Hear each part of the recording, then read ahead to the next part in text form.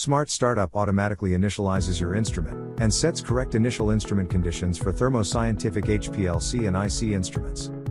It then checks the instrument is properly equilibrated before automatically starting the run, preventing errors, giving you more right first-time analysis and most efficient instrument utilization.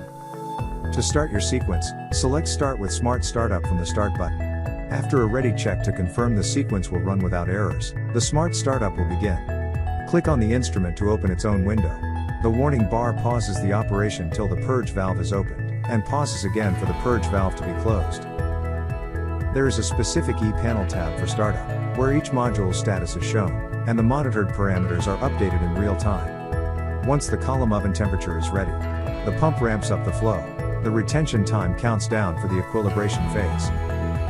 The UV lamp is switched on, and equilibration continues, for a short time, until the detector is ready to acquire data.